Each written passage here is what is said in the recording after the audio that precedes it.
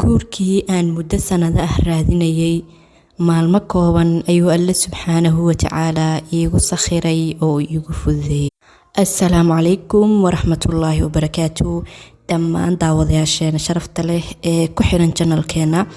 soo dhawaada walaalayaal, ku soo dhawaada maalin cusub iyo muuqaal cusub oo aad u xiiso badan. haddii uu ku soo gaarayo muuqaalkan adigoo caafimaad qaba, alxamdulillaah. ilaahu ii ziyaadin nimcooyinka i siisay, nimcooyin aysan haysanin in badan oo inaga naga mid ah, kuwaasoo aan waxba dheereen, waxbana kaga fadli badnayn. alxamdulillaahi daa'iman wa abadaa. intii walaal ay xanuunsan, intii walaal ay kurbaysan, Allah kurbada ka faydo. intii xanuunsan Alle subxaanahu wa tacaala ha siiyo caafimaad taama. intaa kadib walaalaha sharafta leh, sidii caadada inoo ahaydba aan isxasuusino salliga xabiibkeena Maxamed. اللهم صل على محمد وعلى آل محمد كما صليت على إبراهيم وعلى آل إبراهيم، وبارك على محمد وعلى آل محمد كما باركت على إبراهيم وعلى آل إبراهيم في العالمين إنك حميد مجيد. soo dhawaada walaalayaal, waxaan rabaa maanta inaan idinla wadaago qisooyin cajiiba, kuwaasoo ka mid ah qisaska ama dhacdooyinka laga arkay istikfaarta. qisadeena koowaad ee maanta waxa ay ku saabsan tahay gabadhaani waxay tiri, waxaa in muddo ah iga soo daahay oo iga soo raagay guurka.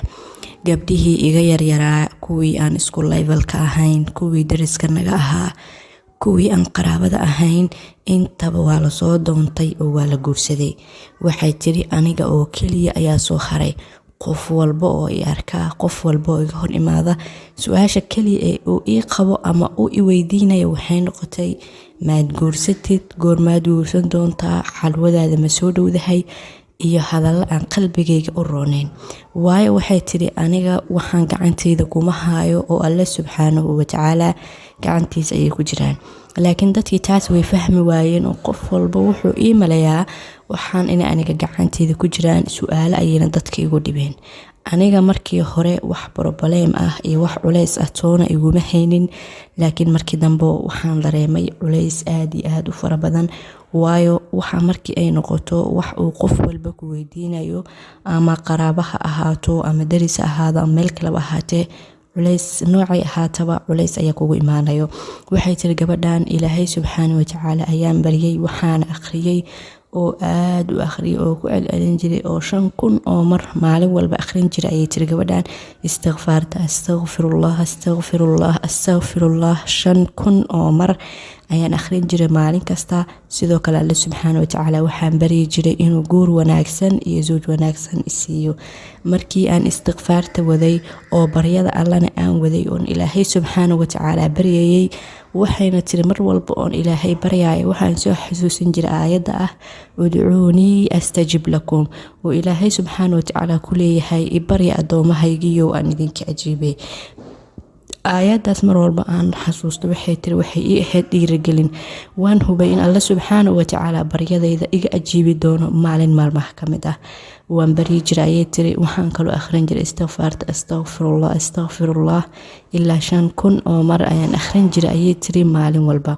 haddaba markii aan waday muddo 3 bilood ah istikfaartaas iyo ducadaas, weliba aan yaqiinsanahay in ilaahay subxaanahu wa tacaala gacantiisa wax ku jiraan, in ilaahay asaga uu yiri barya aan idinka ajiibay, in ilaahay baryadayda iyo ducadayda uusan meel cidla dhigi doonin, ayaa waxaa dhacday muddo 3 bilood ah oo keliya markii laga joogay xilliga aan laazimay istikfaarta 5,000 ee maalin walba iyo baryada aan ilaahay baryaya inuu isiiyo guur wanaagsan. ayaa waxaa dhacday 3 bil kadib inuu calafkaygii iyo nasiibkaygii gurigayga iigu imaada. ayay tiri wiil wanaagsan oo dad ahlu diina kasoo jeeda, oo hanti qabo, oo qurux leh, oo intii dad lagu dooranayay oo guur loogu xulinayaba leh. ayay tiri ilaahay subxaanahu wa tacaala fadligiisa iyo manihiisa ay ku dhaceen.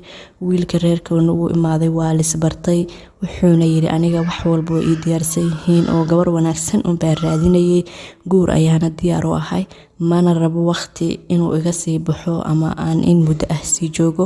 sidaas ayaa lagu soo gabagabeeyay oo guurkoodiina si dhaqso ah u ku dhacay. ilaahay subxaana watacaala fadligiisa iyo fadliga istikfaarta iyo ducada ay ku duceysanaysay ayuu alle subxaana watacaala u rumeeyey. sidaas ayay ku heshay zawj wanaagsan, diin leh, akhlaaq leh, kana soo jeeda famil wanaagsan. qisadeena labaad ee maanta istikfaarta waxay ku saabsan tahay gabadhaani waxay tiri waxaa jiray dukaankan waxaan ka qaadan jirnay waxyaalaha iyo baahiyaha aan u baahannahay, kadibna si billa ah ayaan u siin jirnay annagoo isleh bishaan wixii walba waa iska dhiibteen, waxba lidinkuma lahan. ayaa waxay tiri waxaa noo soo dhacay fariinka imaata dukaankii oo uu leeyahay lacagtaas ayaa lidinku leeyahay, waa inaad iska soo dhiibtaan muddo 48 saac gudahooda. waxay tiri aniga waxaan islahaa wixii lacaga ah iyo wixii qarash ahaa oo buugga dukaanka idinkugu qornaa waa iska dhiibteen oo yacni wax kale kuma talagelaynin. laakiin dukaankii fariin ayaa nooga soo dhacday, lacag fara badan ayuuna sheegay. sidoo kale wuxuu leeyahay waa in aad 48 saac ku bixisaan. waxay tiri aniga hooyo maskiin ayaan ahaa, waan yaabay, waan iska ooyay ayay tiri, waayo markii lagu dhaho lacagtaas ayaa lagugu leeyahay oo adigana aadan filaynin oo aadan garanaynin meel aad ka keento waa arrin xanuun badan. waxay tiri mana inkiri karo sababta oo ah dukaankan waan saarnay, wax walba waa ka qaadan jiray, waxaa macquul ayay tiri in anigoo ogeyn aan qaaday ama ilmihii ay qaadeen, beenba ilma noqon ayay tiri, waan iska ooyay. laakiin waxaan dareensanaa in lacagihii oo idil aan iska dhiibay. waxay tiri waxaa laga qabtay 48 saac inaan lacagtaas ku dhiibo, meel aan ka keena ma aqaano, irid aan garaaca ma aqaano, waan iska ooyay ayay tiri. markii dambena waxaan bilaabay istikfaar. sidii aan u ooynay markii aan daalay ayaan istikfaar bilaabay ayay tiri. subxaanallah, 48 saac intii aan la gaarinba waa la ii soo wacay, waxaana la sheegay in la igu khaldamay oo qofka deenta lagu leeyahay aniga aan ahayn, wayna iga raaligeliyeen. aad ayaan u farxay ayay tiri, waayo aniga waxaan islahaa ilmaha miyaa qaaday adigoon ogeyn ama ma adaa qaaday oo aan xisaabta ku darsanin. aad ayaan ugu luleysanaa ayay tiri, lacag ma haynin mana awoodinba 48 saac inaan ku bixiyo. laakiin ilaahay subxaanahu watacaala ayaa qurbadii iga fiiday. markii aan aqriyay istikfaarta way ii cudur daarteen, waxayna ii sheegeen in ay igu khaldameen oo qof kale lagu leeyahay deentan. sidaas ayuu alle subxaana watacaala kurbadii iiga qaaday, kurbadii iiga fiiday, murugtii iyo kurbadii i haysayna farxad iigu bedelay. waayo mar aadan filaynin lacag fara badan haddii lagu dhaho waa lagugu leeyahay, weliba laguu qabto 48 saac keliya oo aadan garanaynin meel aad ka keenayso, run ahaantii waa arrin aad iyo aad u xanuun badan. waxaa si kasta yihiin haddii aad filaysay ama aad ku tashanaysay dhib ma lahan, laakiin wax aadan filaynin oo haddana muddo kooban lagu qabtay meel aad ka keentana uusan jirin waa arrin xanuun badan. ilaahay subxaana watacaala ayaa kurbadii ka fiiday. markay isku xirtay, markay u laabatay, markii ay dambi dhaaf weydiisatay ayuu alle subxaana watacaala kurbadii ka qaaday. ayadii ayaa la soo wacay, waa laga cudur daartay, waana la raaligeliyey. waxaana loo sheegay arrintan in ay khalad ku dhacday oo qof kale oo ayada isku dhow yihiin oo isku magac dhow yihiin lagu khalday. sidaas ayaana lagu raaligeliyey. sidaas ayay farxadeedan ugu soo noqotay. alxamdulilaah, ilaahay ayaa murugadii iyo kurbadii ka qaaday. walaalaha sharafta leh, labadaas qiso ayaan rabay maanta inaan idinla wadaago oo kamid ah qisaska ama dhacdooyinka laga arkay istikfaarta. qofka inuu alle subxaana watacaala xuso oo uu xasuusto oo uu dambi dhaaf weydiisto ma aha wax fudud, mana ahan wax uu qof walba sameyn karo, laakiin waa wax ay sameyn karaan dad gaar ah oo ilaahay subxaana watacaala haleeshiiyey, khayrna ula doonay. waa mahadsantiin walaalaha sharafta leh. muuqaalka meesha haddaad soo gaartay like saar si uu walaalo badan u gaaro. haddaad horey noola joogto aad mahadsan tahay. qaybta hoose commentigana aan ku xusno xabiibkeena maxamed. wasalaamu calaykum.